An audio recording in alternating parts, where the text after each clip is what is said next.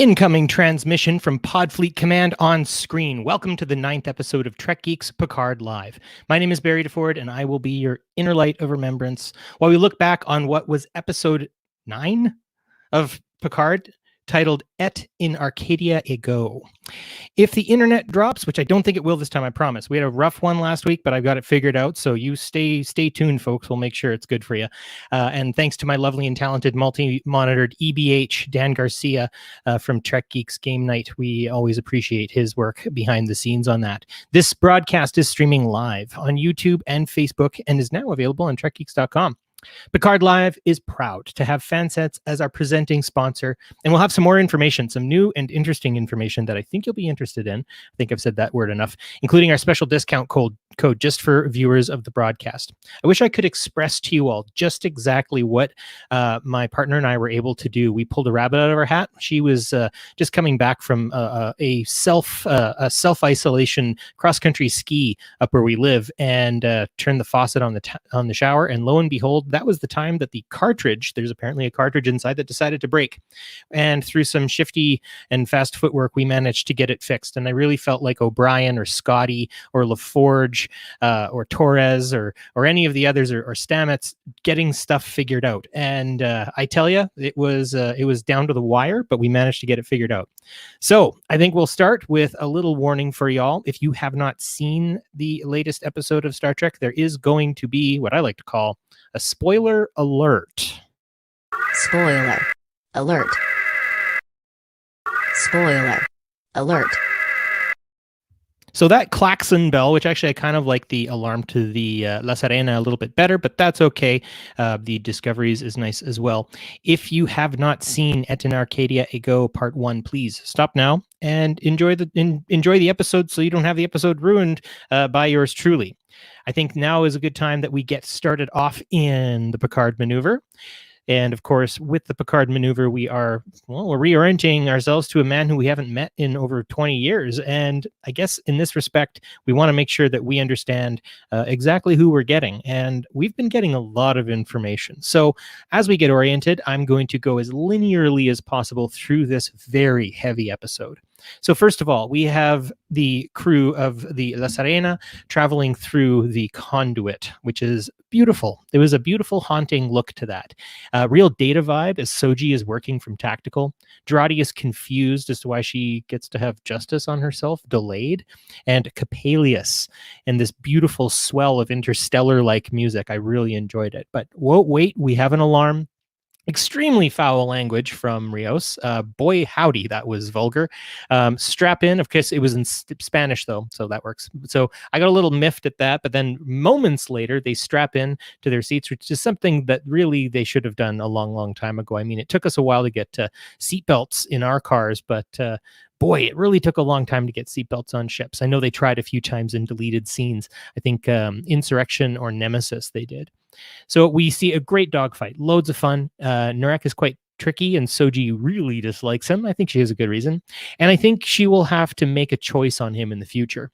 I like the moment of that is unexpected and a very cool arrival of the Borg cube just blasting through. Again, poor Seven does something cool, and then it gets immediately thwarted. I like the flower power that crashes all of the ships, and you can definitely tell this episode was directed by Akiva Goldsman because it explains the cool Optimus Prime-like sounds that keep happening everywhere. Picard has a episode of his illness, his mental illness, the disease that is slowly killing him, that is terminal. And we get a flashback of all the choices that he's made so far. And we also find out that Jurati, with her use of the very cool old tricorder that makes all the neat beeps and boops, she manages to figure out that, yeah, there is something very wrong. So Picard announces this to the crew. The visual here is really important. I'm not going to go too much into it, but typically on the D behind me, Picard did these sorts of announcements at a nice table that was orderly. It's not so much here. Crew's in a shambles. There's lots of issues, and reflects the setting during the announcement that Picard makes. And then he ascends the stairs while they're all watching. I don't know if we could get a better death motif with that, but we will in a few scenes. So they're on Capelius, beautiful planet. It's a little bit hot. I like that as well. I could do with a warm planet. Jurati asks immediately, do these synth people hate us? Well, it's not necessarily, but we're going to get a better idea of that pretty soon. They arm up and they take a walk in the heat. Now it's broken. And all I have to say is now that is a shot. I love the image of sort of that kind of Californian or sort of maybe Mediterranean landscape with this giant Borg cube just sitting there smoldering. What a beautiful shot that was matched only by the music. So they enter into the artifact, and I do like the idea that to get back into the artifact, both Picard and Soji agree that, well, they both survived this, and this, of course, is something very different for the two of them. There are surviving XBs. One calls Picard Locutus, and look, there's Elnor. He's back again, and we see seven of nine with the XBs. And I feel like just the way the set is put and the way the levels of all the people, I feel it could have been a really good musical, like them just immediately, I don't know, breaking into song, but maybe they did that before the shot. Bit of a Voyager theme as she shows up again. Love that. Picard and Seven catch up. There's easily an uneasy friendship between them. They're aware of their former Borg tech and their former selves and maybe coming to terms with that uneasy past. Hugh gets a good statement from that, but then sort of gets, they have to keep going with the plot. And I can't say I was terribly happy how they handled Hugh, but we can get into that conversation in the comments. So as they're on the artifact, long-range scanners find 280 warbirds coming. Soji sees her past in a shambles, and I feel like all we do these days is say goodbye. There's a major statement there from Picard, and Elnor makes a very astute point built on by Picard. He says, "You're dying. Anytime could be our last, though," as Picard says, and I think that's something kind of on the nose with, obviously not intentional by the writers. We keep saving the galaxy, as both Picard and Seven of Nine agree. Synth Town feels like TNG, 100%. Love the goofy outfits. There's that unsettling feeling you get when you see these people, the synths walking around, is the fact that the actors do a fine job of feeling and looking uncanny. There's something very uncanny to the way the different characters we meet here start showing up. The synths speak in a similar way to Elnor, too. They seem to use sort of an absolute candor. We get Dr. Soong Jr. The Orchid inventory will not be sufficient by any notable... The Orchid inventory will not be sufficient to be of any notable assistance when the 218-ship Romulan strike force arrives. That is my impression of Data, if he was in that space, rather than Dr. Alton Inigo Soong, who definitely treats... his older brother jealously. It must be disturbing. I know it is for me, as he says to Picard. There's just resentment dripping from his face when he says that. Or when Data, if he'd gotten old and gone soft. That's a neat statement, and we're going to have to approach that later. A human being jealous of its android or older brother. Yeah, that'll be a difficult individual to compare oneself to. We also hear about Bruce and the band, and we meet Sutra. Sutra, again, another name for an orchid, I believe. The family grows. Sutra is her own, though. Real lower vibe I'm getting from her. The way she kind of pinches her eyebrows together quite a bit. The admonition is designed for synths as a promise, and to biological beings, I guess it's a warning. And it is another mind meld for poor Dr. Girardi. This time, no puke. That's good. The admonition is designed for synths as a promise, and I think Girardi finally through this manages to come to terms with the fact that she killed Bruce, because she says it straight up. Raffi definitely gives me a Bones feeling when she's like, I feel like that was because you were out of your goddamn mind. And I think Girardi may have been crazy in that moment, but what other could she have been? What other personality could she have had?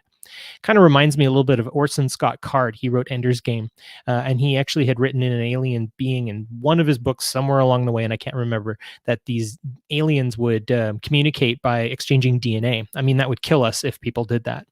Sutra is into the Vulcan mind meld. She gets that going, and it sort of gives a nice shorter degree of separation between Jana, the Jad Vash, Dr. O, and Sutra. Mind meld is a lot easier to understand as well, and we're going to go on that. Alton Soong says what we all wanted to say. Shame on you, Agnes. Shame on you for wearing pleated shorts as well. There's a mind transfer conversation as well, in terms of maybe Katras or something like that. We get Spot 2 as our little bit of fan service. It's always nice to see that. And Rios definitely likes Girardi, and I think she likes him. And maybe he is forgiving Girardi for his former captain's sake, sort of an oblique way of getting over his issue. We get some really heartfelt moments between Raffi and JL. Raffi gets a tool that fixes things, and you just have to use your imagination. I'm wondering if that's going to be a placebo, and that's just what imaginations do, is help you fix things. Picard's little question when on the ship will be up and running, reminiscent of Picard keeping Raffi guessing. So she says, maybe I'll just won't tell you, kind of like he didn't tell her after they got kicked out of Starfleet. It's a jab that turns into a hug. And her saying that she loves him is her forgiveness towards him. He didn't do much for her in the series so far, and that might be a tad disorienting, but we have to think that they had a whole career together, and this is what she's referring to. He says he loves her back, and he walks away. So he walks away from Elnor into the light, out of the Borg cube. He walks away from his crew going up the stairs. And now he walks away from Raffi. Gotten some serious death vibes here. And we're going to talk about that when we get our guest on. Narek is in prison. Tries to seduce another synth. She's not buying it. How do Romulans teach their prisoners is quite entertaining. We get a I love you, I know. But boy, does it mean something different. And then we get talking to Picard and Soji after Narek gives a comeback that's very reminiscent of Ross Geller from Friends. Oh, yeah, well, I'm going to blow your planet up. And he kind of storms off. That's sort of how it feels. Picard and Soji, she gets a good cross-section of the men she can and cannot trust. Taking life to save life, hurting others to save others, understanding the logic of sacrifice. There's a lot of analogical things here that unfortunately feel a little more closer to home as well. We get Sutra and Narek. Saga is told to leave, and then she gets killed. Something's up. I think there was a connection, and Sutra's mind is made up. Did she think she was doing something right, or did she feel there was no choice? Girardi and Sutra are mirrors of each other in this respect. Sutra's solution as well is not terribly viable to Soji, and running is not very viable to Sutra, so they have a bit of an issue with each other.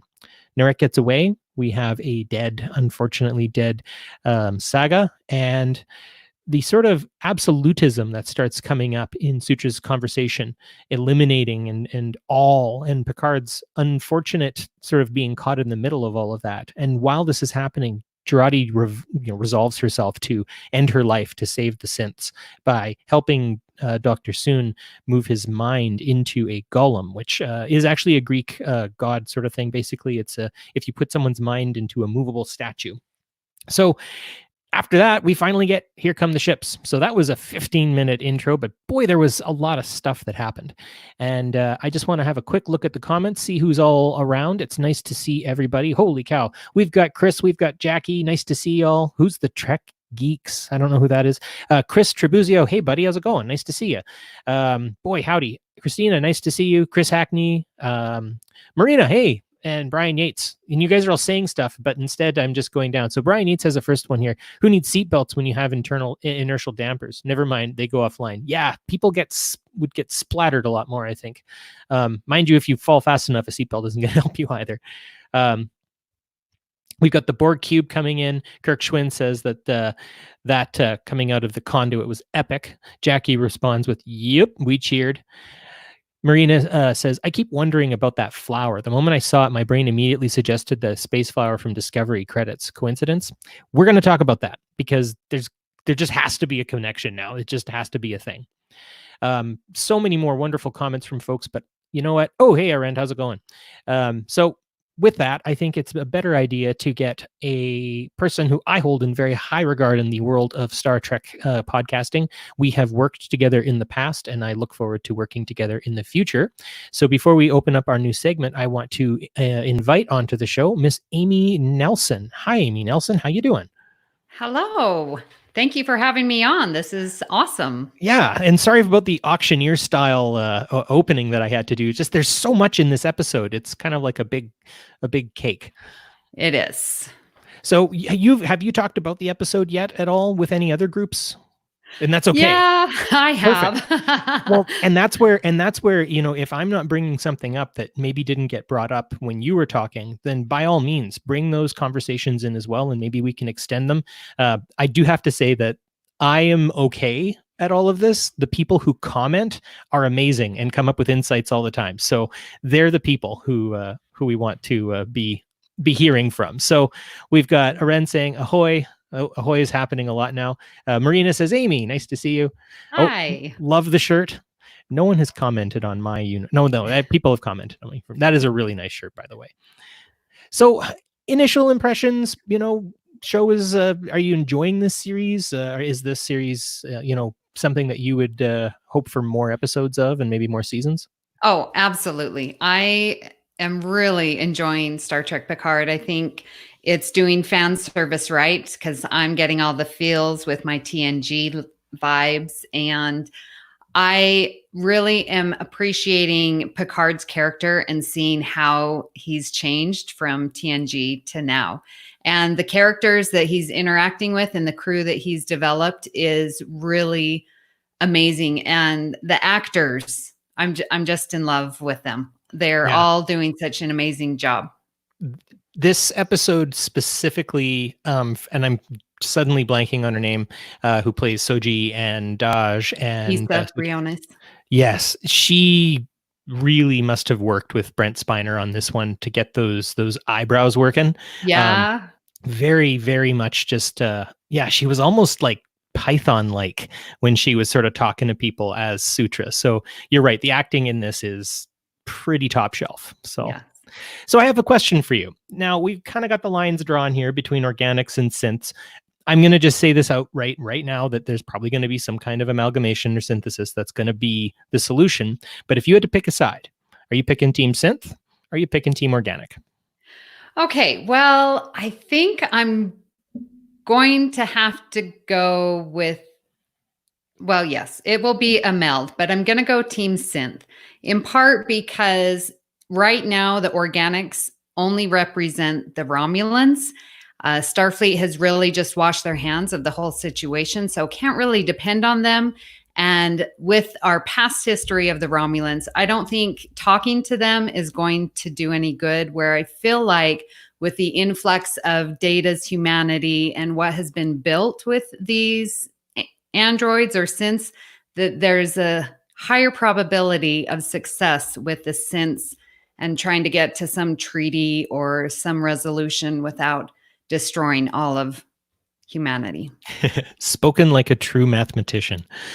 There is a better probability for the synths. They've got the fourth dimensional god synths waiting to blow the place up if anything bad happens. And you are right. The organics I found, and this was a bit of a loaded question, the organics really suck. Like, just in terms of like, not objectively, like I think Picard is great and all his crew is great. And I'm sure there's some wonderful Romulans out there.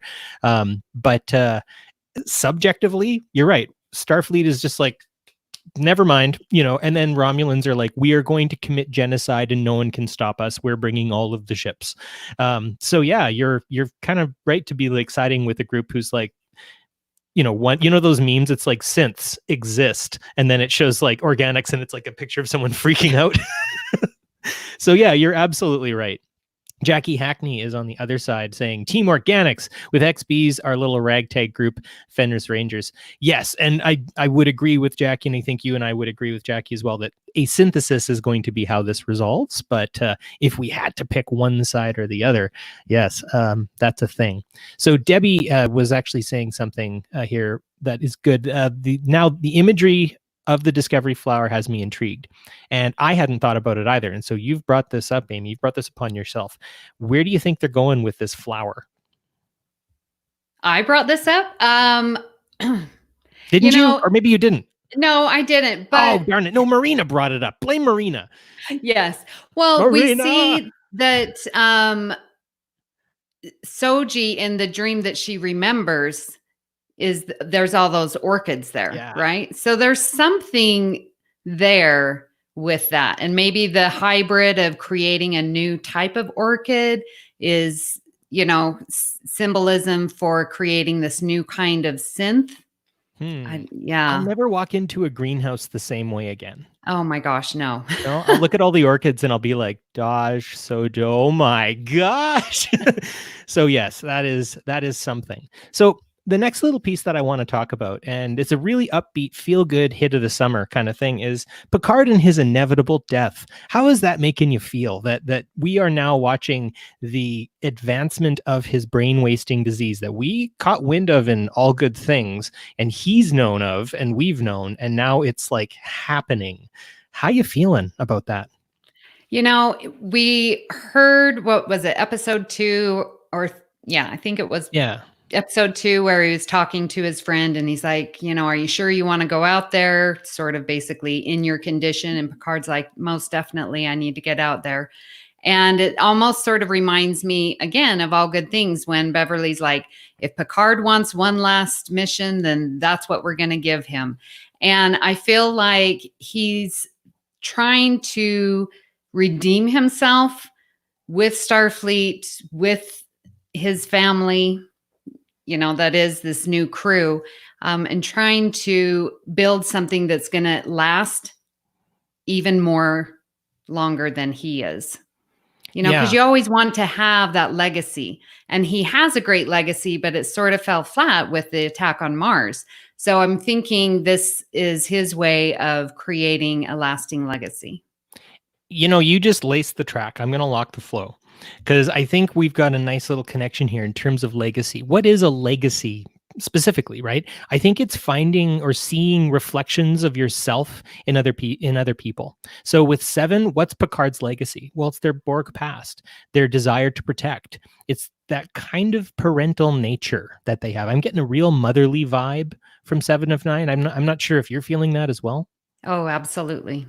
Yeah, like she cares. Like there's a deep kind of like, and then obviously when Icheb died, right? There was my son, right? So yeah, that was heavy. We've got Elnor, the childish sort of wonder and ability to just sort of be real that Picard sort of has as well. Like when he gets that really cool artifact, remember when it kind of opens up and he's like, oh, it's got all the little pieces inside, and he's like a kid in a candy shop. I don't know, again, if that was something you noticed with Elnor as well, that there's sort of an earnest, almost childlikeness to him that Picard is drawn to. And then, but I think there's differences as well, though, right? Like with Seven, she is much more ready to spring into extreme violent action to get a thing done. I think Elnor can be a little more direct. Raffi is a puzzle solver and also a carer, but I think she's more loyal than Picard is. People are loyal to Picard. Picard's not necessarily loyal to anyone. I don't know if do you think that's a hit against him, or is that actually something we could say? No, and I think they set it up very well from the beginning, where, he went to Raffi and she's like, dude, I haven't even talked to you. So what are you doing here? Go away. And that sort of happens. Like you only come to someone when you want something. And so I think that sort of sets that up, like you're saying. And Elnor sort of had the same response. It's like, why do you want me? He wanted something more significant than just, oh, I need you. No, there needs to be a little bit more. Yeah, it's that circuit closing that needs to still happen. With Rios, I mean, Rios came off to me when we started getting his backstory. He's sort of an officer's officer, but his faith in the system was shaken long before he could flourish, right? I mean, I think Picard has had some moments where his faith in Starfleet was shaken before the synth attack, right? I mean, think of Star Trek Insurrection. Did you get any Insurrection vibes from this episode as well? No, I did not. No? Well, he's like, I will be your advocate. I will get you on a ship and I'll get you out of here and I'll help you out and I'll advocate to Starfleet for you. And it's like, yeah, and you tried that with Anjan way back in the day. Yeah, when I was seeing that, I was just like, okay, this is the definition of insanity. I mean, the fact that he still believes that is crazy after what he's seen and what he's been through, and, being retired admiral because they let him go. Like, he needs to change his thinking, and he's still just so set in his ways and has this idea of what Starfleet can do and what he can do. I think there's still a little ego that he has with that. Yeah, he sort of feels like just the bills are going to get paid if Starfleet comes in on this. And yeah, he doesn't have that unlimited supply, right? Like I think he used to get support from Starfleet, like he got Replicator T, right? It was just there all the time. And now, yeah, nobody, it ain't. And you've got to figure this out yourself. I also really like, in terms of the idea of Picard's inevitable demise is when I think it was Saga. I can't remember if it was Arcana or Saga, but she comes up and she looks and she starts touching him, and she says, "Grief," or she goes, "They're just lines, but they imply so much more. Grief, endurance, marvelous." There's, I don't know, I get a bit of a Lord of the Rings vibe to this, like something kind of immortal. Like, I mean, yes, these androids can die, but they won't die as fast as an organic life form will. And I kind of got a bit of an LV vibe from them. I don't know if you're much of a Lord of the Rings person or not. No, I'm not. But No? again, I think that set up the scene with the mind meld, because like Arcana, yeah, she just recognizes the lines and reads so much into them, in part because, as we know, synthetic life doesn't age, get sick, or die. And so to have that contrast that she's seen this, which I think is interesting because they are around Alton, and he's right, human. Yeah, aging. Yes, aging, and has those lines as well. But so it's interesting that she just is really drawn to what she sees on Picard. Yeah, and I think there's something more again to that we're not being told of. But I mean, at the exact same point, I think it can just be a simple moment where someone regards all of the things that Picard is, right? I mean, you see fragments of him being put together in the opening credits, right? I think the lines also represent those fragments of him, little pieces that you can take off and put together, much like the inside of that Borg cube. Boy, howdy. I love the inside of that thing. Every time they show internal Borg cube stuff, even from way back in the day, from like Q Who, I was always like, yeah. When they had the babies in the filing cabinet. I was hoping they'd bring that. No, I actually am glad they didn't bring that. Good. Well, one last little bit here is obviously Sutra's got much more of a Soongian droid look to her. She's got the eyes, she's got the full spray paint. Again, just mad props to the actors and actresses and those in betwixt who just were like, "Yep, spray me," and do all that. I don't know. I don't think I would ever go for being sprayed with that kind of paint. So I have a question about that. So Sutra and Jana are sisters. Do you believe that they were built before Daj and Soji? Because when I look at sort of the logicalness and the strategizing that Sutra has and the manipulating, like it seems to be more advanced than what Soji is. So I was wondering, like, is Sutra the next model after Daj and Soji? Because it sort of feels like the way that she's thinking is more advanced. Yes. There are some good comments that popped up from that I want to get to as well. But before we do, I think I know. So I'm noticing, like I saw a few of those F8 bots as well, right? The F8 synths there with a slightly different hue. So I'm guessing, like, I hate to put it this way, but I think each body design is like a kit. And what you can do is you like put all your own stuff inside, because Daj and Soji were Bruce, but I think Jana and Sutra are actually probably Soongs, but they were made in concert with each other from the same kit, but different materials, different things that each scientist would have, right? And so I think in some respect, we are seeing cousins. And I think that because Sutra has had more time to like be in operation, right? Because Soji and Daj are technically only like 3 months old or something like that, or 3 years old. Yeah, it was 3 years old. I think in that respect, as Data ran longer and longer, as his life continued, he became more perceptive. He became more smart. Lore became more crafty. Even before got a little bit more going for him, but he was a much earlier model. I think in this respect, maybe Sutra is a earlier model. It's just she's been running longer. I hate to make that talk about life as in like running, but I can't. Yeah. Well, and when you say like the Daj and Soji were Maddox, where Sutra and Jana might have been soon, like then that brings up lore, because Sutra gave me a huge lore vibe. And so if that's the case, lore came from soon. So I like that. Maybe. Let's see what our friends have to say down here. All right. Marina says, yes, they were. According to Chabon, Daj and Soji are more evolved because they are basically indistinguishable from humans. Okay, well, that makes sense. Let's see here. Debbie, no, she's got to be a before. Soji and Daj are the most advanced. Okay, so, and then Arend, I bet they twinned them like Data and Lore, who weren't actual twins. Interesting. Yeah. I mean, and this is the thing is twins have been a thing in the world of androids as well, that it seems like twins are kind of the norm, but they represent different elements of one another. Jackie says Daj and Soji didn't know they were synths. I think they were the final product. Okay. Again, this is why the commenters are here. They know way more than me. All right. Well, let's talk a bit more about Data and kind of how a lot of people I find are putting Data on a bit of a pedestal, and maybe that's good. And then obviously a lot of painting motifs, stuff that Data used to do.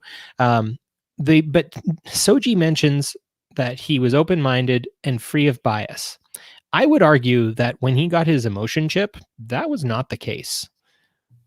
Do you think that Data was always open-minded and free of bias, or do you think he had certain biases that he developed, or maybe ways of expecting the way people would act? I always think of Data's day when he like kind of walks around in like a proto Sheldon from Big Bang Theory, just like encountering people and talking to them and then like smiling scarily while he's dancing and stuff. Wow. I do believe that he has always been open-minded and free of bias. I think, however, as a mathematician, you see patterns. And so then you make predictions based off of past experience. So I still think that he is free of bias. However, he is very good at making predictions based off of what he's seen. And you just articulated it perfectly. And you're right. I think that's it. He starts, kind of what is the word for it? It actually comes up when they're talking about trying to find Soji when Daj had died, because the computer's always trying to find shortcuts to do stuff that you do more often. Extrapolate. They start extrapolating. And so if he sees Worf drinking prune juice 3 times at 10 forward, then if he sees Worf walk in to 10 forward in the same pattern, in the same direction, his bias will be he's coming for prune juice. I'll preempt and I'll hand him one and make a friend. Exactly. Something like that. There we go. Let's see what Debbie has to say. Data didn't remember who he was at first, but his memories of the colony were there. Oh, I didn't even think of that. Oh, yeah. That was the Tripoli. He was, when he was on the Tripoli, he didn't know. Jeez, I didn't even think of that. Chris says open-minded is constantly evolving. I would fully agree with that. Is knowing when you're wrong and knowing when to change.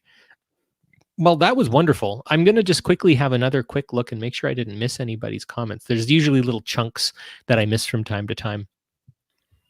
Jackie says, I think Picard wants Starfleet to be who they should be and be upholding his promise with the refugees. That was earlier when we were talking about how Picard was basically like, they're going to do what I say.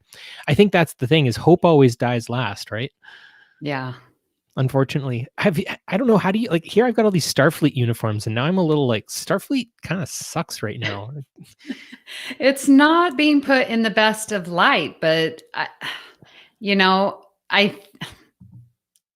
you see that in real life with any type of government or organization. Bureaucracy sometimes gets in the way. And, I still go back to the, first or second episode where, who's the admiral that swears at him?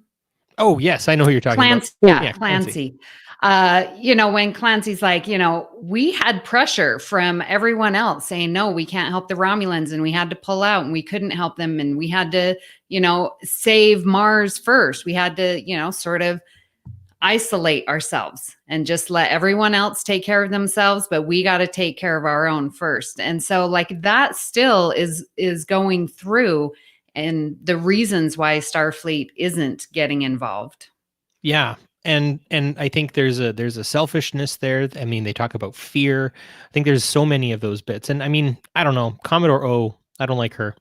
And I think that's where you can see it is a bureaucratic system like Starfleet's constant vigilance, right? That's what Picard said in the drumhead. What's the price of freedom? Constant vigilance. Yeah. And oof. And Freedom when for you're not security. vigilant, then, spies like Commodore O get in. Yeah, exactly. Debbie made me feel better by saying, LOL, Barry, we still believe in the Starfleet. That is just. Yes, that is true. Yes. And Marina has a good insight here. She says Shaban's answer to a similar question on IG was that they were Maddox's plant. So this is about Daj and Soji, with Federation and Romulans ultimately to uncover the whole synth ban Mars attack conspiracy. Probably wouldn't have helped if the plants knew they were synths themselves. Yeah, I mean, just to be like, oh, by the way, this is what you are, and you need to go and do this thing. But I guess there's also an innocence as well, because I think if they knew and them being synths, they would find the quickest route with which to do it. What did you call that? Extrapolations? Yes. Yes, there we are. I'm learning.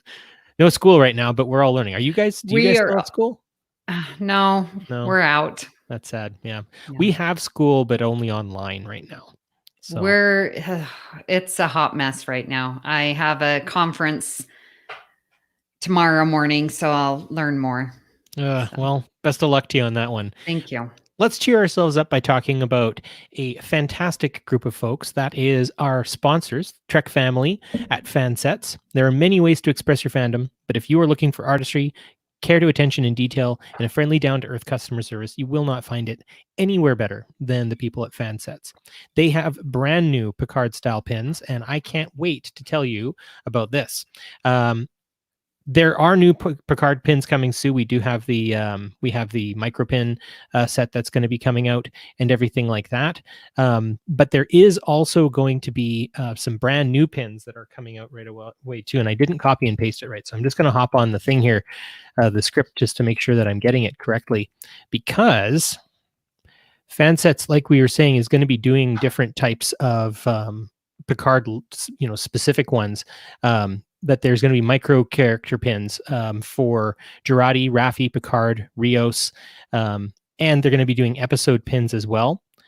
So that is something that is really, really great that I'm really looking forward to getting. Do you do any of the Fanset stuff from time to time?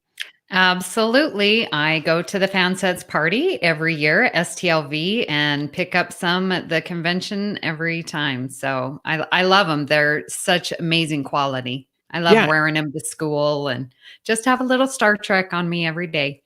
It's actually, I actually used to use it to sort of indicate to the students how I was feeling, if I was having a good day or a bad day. And if they saw mirror characters, if Spock with a goatee showed up or something like that, they'd be like, oh, yes. he's in a bad mood. We better be nice. So absolutely. I sort of wear mine to just coordinate with my outfits, but yeah. They see a lot of my Troy pin. Well, that's not a bad pin to show off. Troy rocks. No. Yes. And she was amazing. Holy cow. I wish I could have talked to you about that. Ugh. I know. She stole the show. I loved it, but I was on the Star Trek cruise during that week. So, oh, darn. Lucky devil. Yeah. That was beautiful as well. The cruise was amazing. And there's a lot of really lovely people who did a lot of really lovely things. So, speaking of lovely folk, Lou and John are grand folk that you should be giving your business to, because they're wonderful people who are doing nice things. So if you are interested in purchasing anything Star Trek, Alien, DC, Marvel, you name it, they've got a lot of stuff. Check out their website. And when you pick up the pins that you want, just go down to the promo code Picard Live. That is all caps, PICARDLIVE, and you get a 15% discount. Fansets, our pins have character, and we thank Fansets for being the presenting sponsor of the Trek Geeks Network. Well, I think we need to get on to the next segment. Are you a fan of Picard's old ship, the Stargazer? Sure. I'm gonna get Dan to pop up the Stargazer, and I want to just throw something at you. You see that picture there? Is that a Chicago deep dish pan pizza with nacelles? Or it absolutely is. Oh my gosh. So with the Stargazer, what we do is we gaze at the stars. We look into the future. Of course, though, when you look out at the stars, you're actually looking at the past, because that light took a really, really long time to get to us. So we like to sort of pontificate on what might be happening ahead and what might be happening in behind. Now, our illustrious, lovely commenter folks have already mentioned that the golem was specifically for Soong. My first question with the Stargazer is Picard going to die, and is he going to end up in that golem? What do you think? Oh my gosh. I haven't even thought of that. No, Picard is not going to die. We have a whole nother season coming out. We're not losing Patrick Stewart right now. Hear me out. So what they're going to do is they're going to get a very dashing young British actor who's going to take the place of Picard. And then they're just going to have Picard voice his mouth. That's what I'm going to pitch for season 2. That it's just going to be, you could just grate cheese on his abs and you'd be like, make it so. And, it's all of the wonderful things. I mean, Sir Patrick Stewart himself was good looking when he was a kid anyway, but, and I think he's still a very good looking man in his, what is he in his 70s or his 80s now? I think he's 80s now. Wow. Yeah. If I look half as good as that in my 80s, Right? I know I'll be doing a good job. Yeah. So you don't think so? You're not thinking that it'll be for Picard? I did wonder who was going to go in there, and I mean, the only person I came up was Alton, but I was like, why would he? It didn't seem to fit. So now that you've said that, I am going to be watching a little more closely, because who else would it be for? Oh, right. It's who knows. Yeah. Let's see here. Picard will be a synth, Chris says. Maybe, potentially. Let's see here. Debbie's just said, ugh, and I don't know what that was for. Oh, Dan is talking. I'm Dan G, and I see the Hathaway. Oh, where is the Hathaway? I can't quite see it. Do you have the Hathaway behind you? Me? Yeah. No, I don't know what he sees. Or is... It's just Dan. We ignore Dan. him all the time. What? Come on. Anyways, let's go back. Annie Munoz says, I agree with Barry. And I think that's correct. That she That's always nice to see. I don't know. And maybe, let's see here. Debbie says, I bet Whoopi Goldberg isn't going to be thrilled with work with a Picard stand-in. Yes, no, I think those two need to be back on screen together. They were magnetic. Let's see here.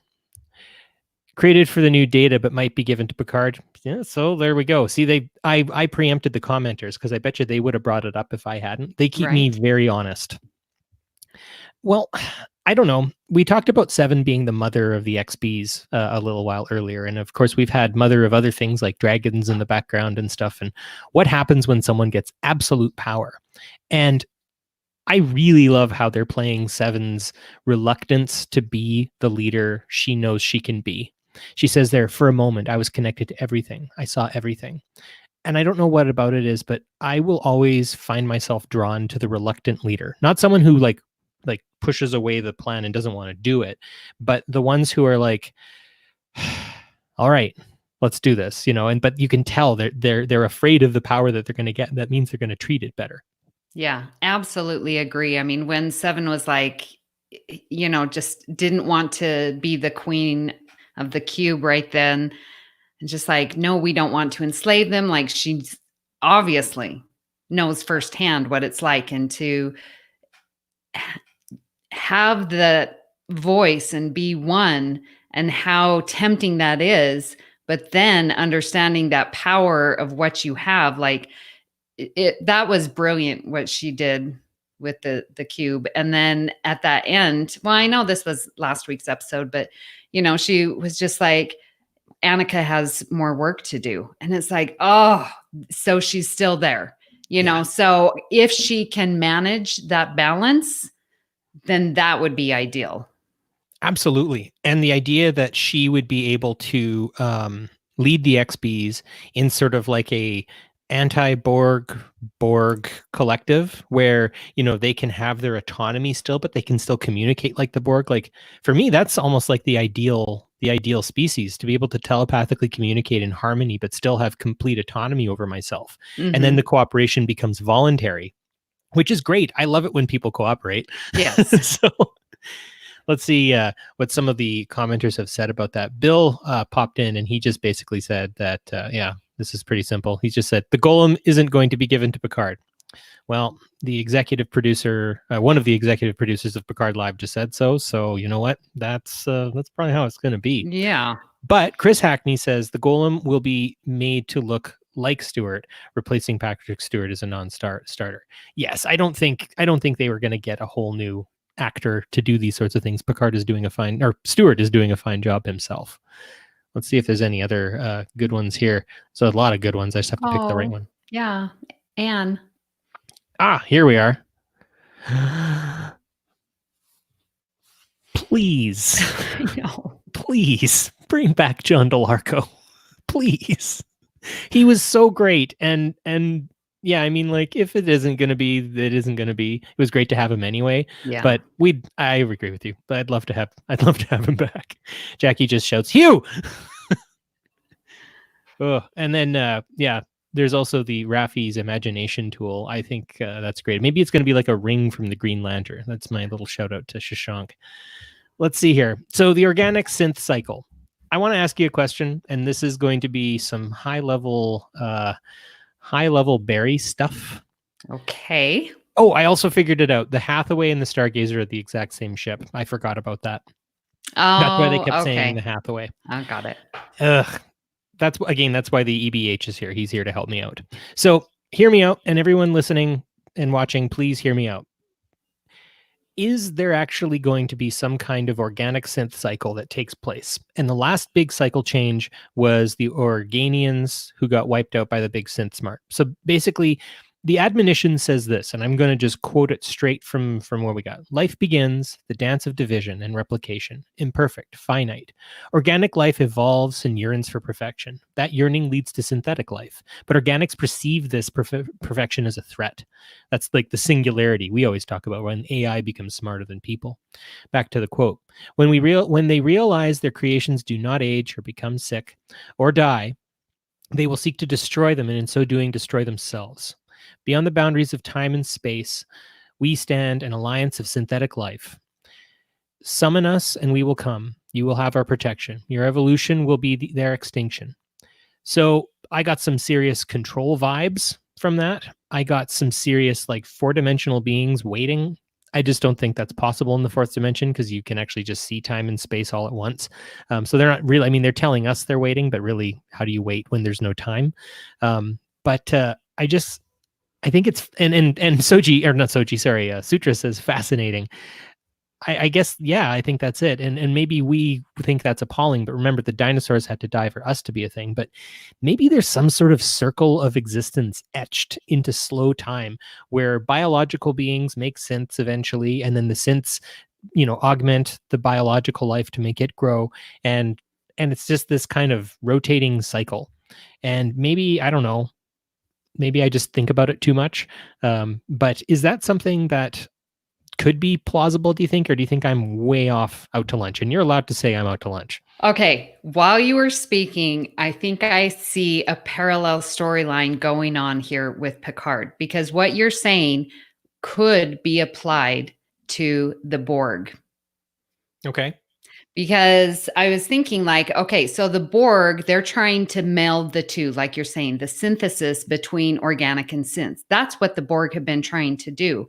And like you were saying, with that control, and can they get autonomy and still exist? And so that parallelism between the synths and human life, or, organic life, with the Borg, where now we have, not Jerry Ryan, 7 of 9, who might be that link between getting the Borg to be autonomous, but yet still linked, and get that fusion between organic and synthetic life. So we've got what you're saying here with Sutra and the synths, but you're also seeing it with the Borg. Huh. So math and philosophy comes together, because I was talking about the Hegelian dialectic, where there is a thesis, an antithesis that leads to a synthesis. And that's the Hegelian dialectic, that eventually these things will always outcompete each other until they find synthesis. However, if left to one sort of line of logic, eventually that logic will just unravel itself if you don't find some way to kind of figure out the contradictions that are blocking you. So like the Borg are perfect and they seek perfection, but in that they are imperfect in the sense that they have to go and act like parasites and take over people. Yes. Okay. So yeah, you're right. I think the Borg could be the connection with with 7 doing that with the XBs. Yeah. Wow. Let's see. Because we're getting this new species of Borg, the XBs. Yeah.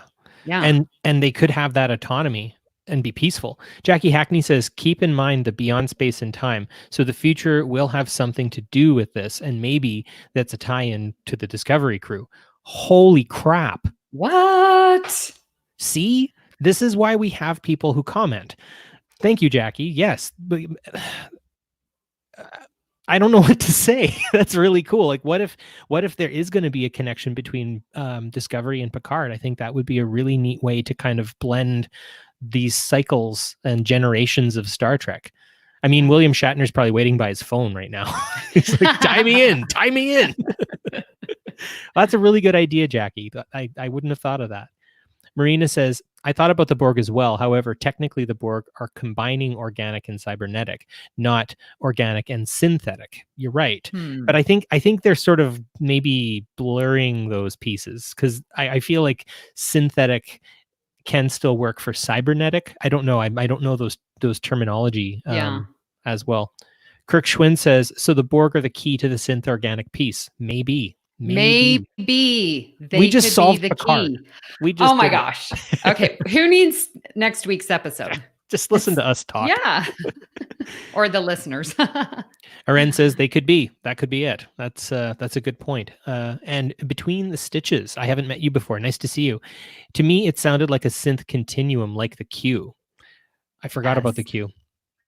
I thought that when, during the admonition, and it's like, we are here, this alliance of synthetic life, and waiting for your signal, and we'll protect you. And I was like, they are obviously a higher level of synth. And that, I thought of the Q continuum as well. I wonder if, like the Q, they're an articulation of organic life going beyond the bonds of time.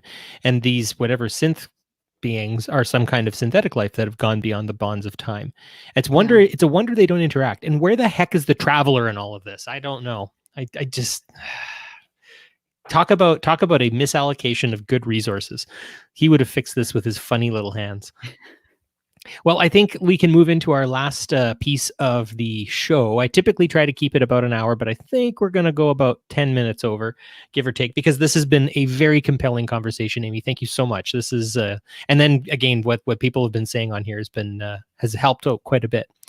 So in the supplementals, we just talk about the extra stuff that didn't necessarily fit into the episode. Maybe there's some online chatter worth mentioning. So, Amy, if there's any good conversation, obviously there must have been. If you were on the show on any other of the Picard episodes that you've already talked about it, we'd love to hear it. So, first thing, and this is the big question, and this is for everyone to say, and this started with Sarah last week. I need to ask: are synths people? Well, what's your definition of people?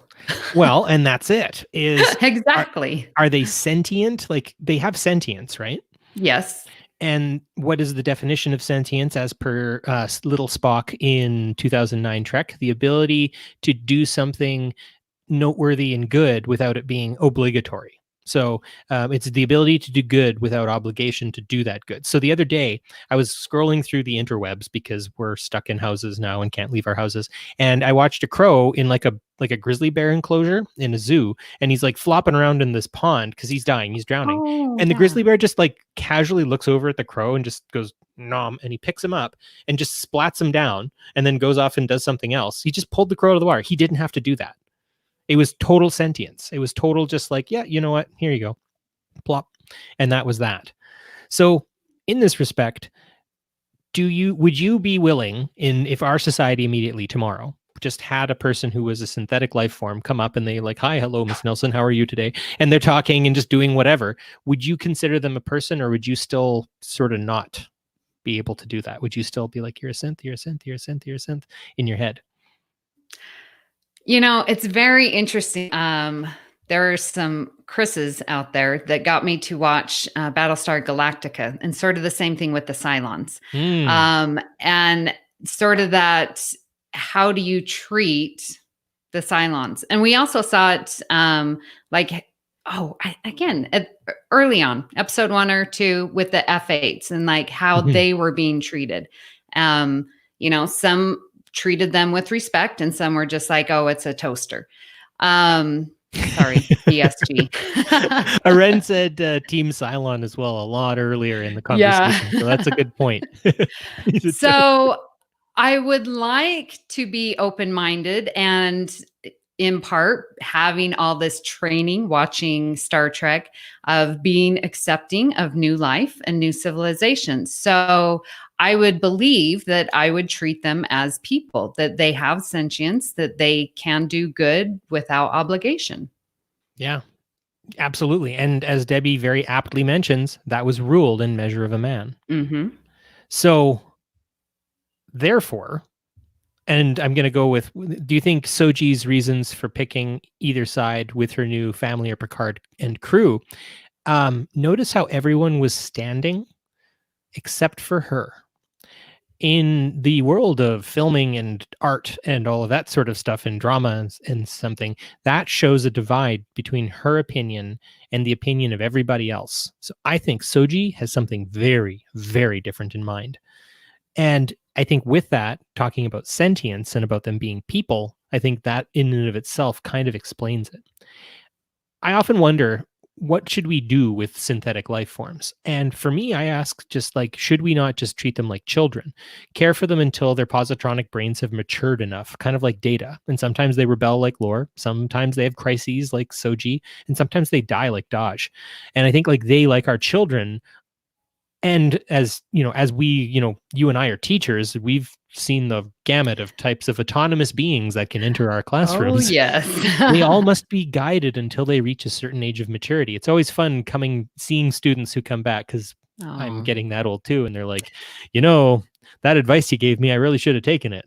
And you're like, ha, ha, ha, ha, you made my life so miserable, but I'm so happy you're doing well. And you genuinely feel that. You're like, I'm so glad you're succeeding. So I don't know. Do you think that we could maybe, if sentient life started existing in synthetic form, we could sort of treat it like a child growing up? Or do you think we need to look at it differently?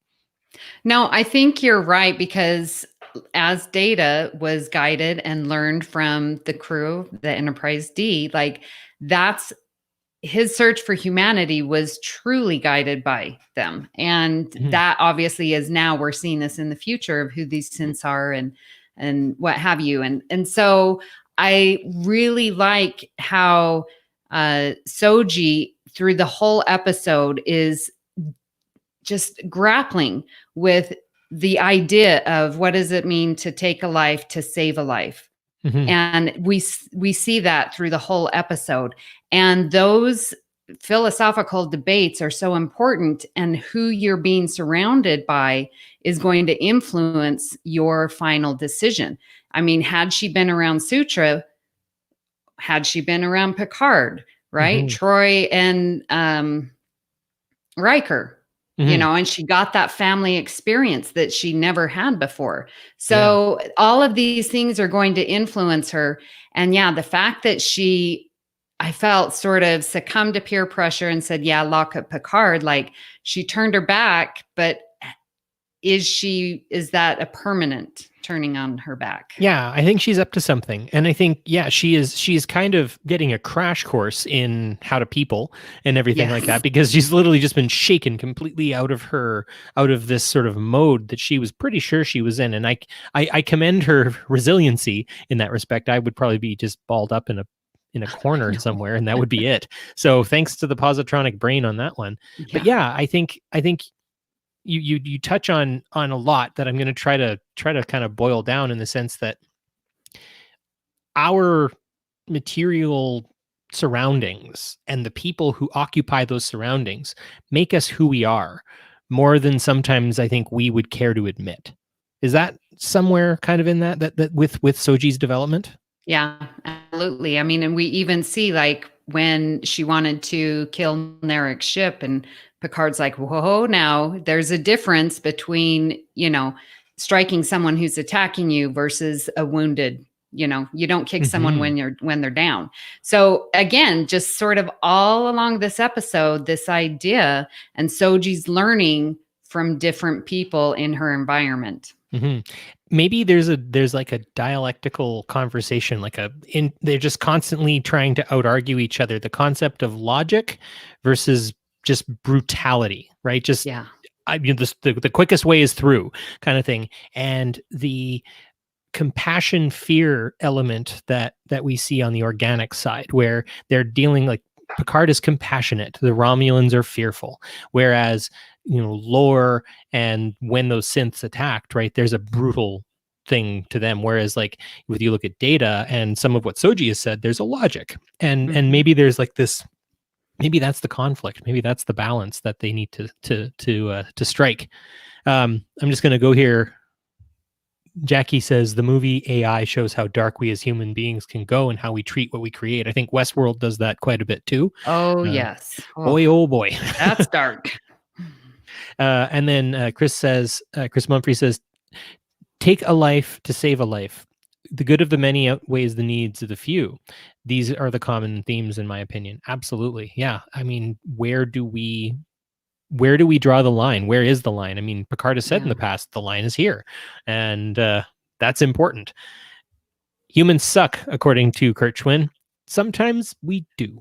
Sometimes we do. Let's get on to our next piece here. Black Star. And this is the last dark thing I'll tell you. Now, David Bowie is one of my favorite musicians of all time. And I don't know if you're too familiar with his stuff, but most people, if I say David Bowie, will know who he is. At the very least, he's an artist from the 70s. Kind of weird, esoteric in a lot of ways, hard to grasp all of his music, and he went through a lot of iterations. He did Space Oddity, ground control to Major Tom, that kind of guy. Well, in his last album called Black Star, he sings a lot about life and about his life and about everything about his life. And then he died almost immediately after he released the album, or shortly before. And then listening to the album again, you realize he was actually telling you something. He was telling you he was dying. He was telling you he was going. And he was using art to do it. And again, I don't know if this is Sir Pat saying this. I think Sir Pat is fine and healthy, and there is nothing, and I don't want to elicit any kind of rumor mill here. But Et in Arcadia Ego is about the first piece of artwork. There was a painting that was done in the 1600s of a Greek-looking beautiful landscape, which obviously Coppelius reminds me of Greece in a lot of ways. It's kind of got that Greek sort of look to it. And it's about how the first piece of art was somebody's shadow on a piece of rock with a skull on it. And the guy traces out his outline and the date and what's said at an Arcadia Ego, and that's considered the first piece of art. Now, there's a lot of painting and art that comes from Data, painting Soji and everything like that. And maybe Data, part of his life is expressed in that art. So continuing, the artist's shadow was the first piece of art, and art is a way for us to interact with our own mortality. The same as cave paintings and stuff, right? Those people are long dead, but their art remains and we can interact with it. And long after we're gone, that art will remain. And so it's about making impressions, right? Art is ultimately about making impressions. I mean, like long after, and God willing, it won't be anytime soon, but long after Sir Patrick Stewart leaves us, just like all of the other Star Trek actors who have left us, they don't leave our hearts. Their art remains, and their art is their key to immortality. And so I wonder if in some case, this, like, I hate to say it, but Picard almost must die for this whole series to finally end. And I think when you see Et in Arcadia Ego, the Latin statement of here in Arcadia, something, I can't remember it. I wonder if... Oh, I have it. Go ahead. It says, even in Arcadia, there am I. And that's Death saying that. Yes. So I wonder, and this is the last little supplemental kind of brain wee sort of thing that I've got going on in my head. Is that what's happening? Have I convinced you that Picard must die? You might say that art is one's legacy, which we talked at the top of the show. Yeah. Look at that, closing circling that around. Yes. Yeah. It's very interesting. And I love how you are explaining that, because when I sort of looked up this and and found the translation and sort of the interpretation, like Arcadia is a landlocked city. It's not on the coast. And so this city is symbol for this utopia, this pure and rural, idyllic life that they live. And then you have their MI, which is the shadow of death, right? And so it fits this episode so well because Coppelius is this ideal city, the synths living in harmony, and when they're walking in, it's just, and Rios kicks the ball around and everyone's happy and, being their best selves. Like you get this idyllic utopia life, but then Coppelius is going to be this shadow of death for humanity. And so to have that, and this artwork and leaving a legacy, is this going to be the legacy of the synths? So next season, this will be hosted by Amy Nelson because, wow, that's exactly it.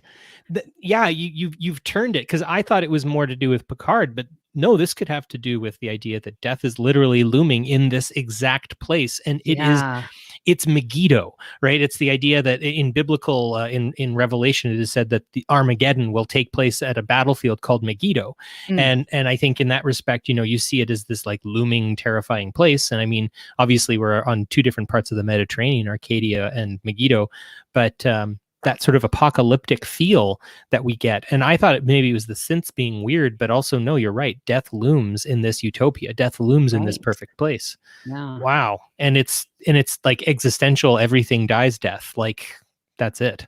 Crazy. Yeah. Let's see if she says here, maybe the bringer of death is Soji, but to the synths and not to the organics. And that was what was misunderstood from the vision. I really hope, and I love Soji saying this, where she's like, I just don't want people to die. And I think, I feel like that's how we all feel. Just like, do people have to die for this, really? And maybe that's the fear. And we go back to what Chris said earlier, where sometimes taking life to save life is what one must do. I mean, anybody ever weed a garden, right? Like, you're committing a massacre on dandelions and thistles and or even grass. Pruning a tree, you have to prune in order to flourish and get your crops. Yeah, it's a matter of stewardship. I mean, the amount of bacteria in us outnumbers the amount of cells we have, and they make choices about our bodies and our behavior sometimes in ways that we wouldn't even be able to understand. So I wonder, that's we've left on a very I feel like I should be sipping tea with my pinky up. This has been so much fun. I've really enjoyed this conversation, and I hope you have too, Amy. It's been a while. Thank you. Last we saw each other, I think, was at STLV. That's right, it was. And it was quite the time. Not as crazy as the time before for me, but it's always heartwarming getting to see everyone again. And it is, yeah.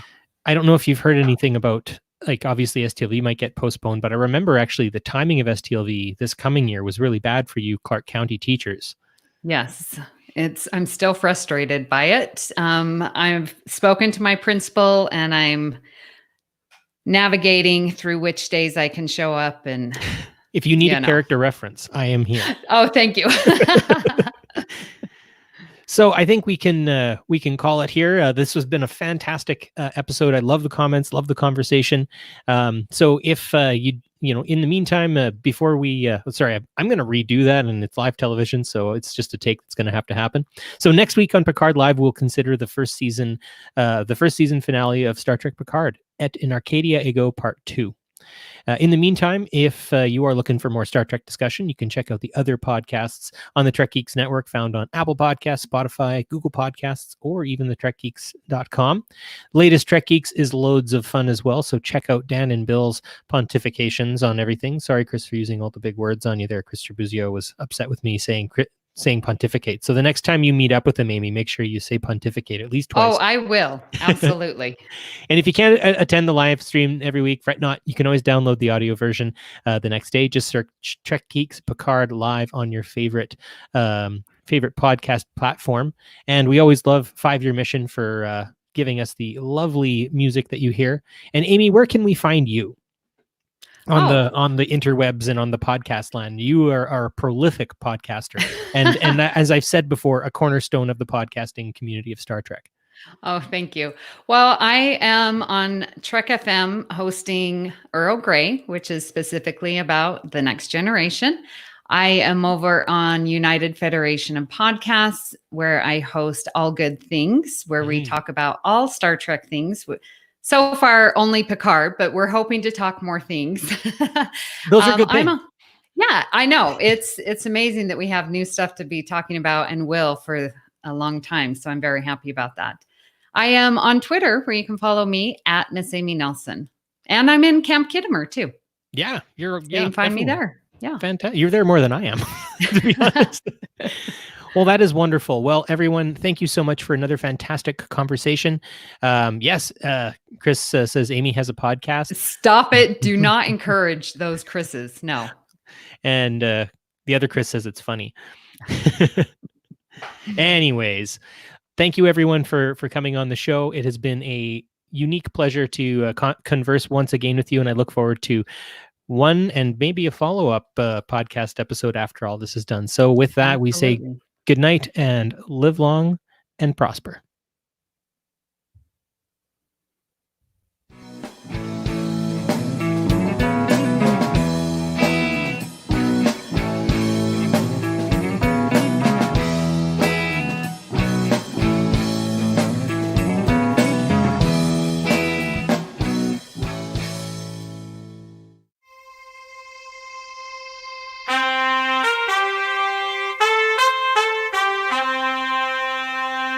Coconut.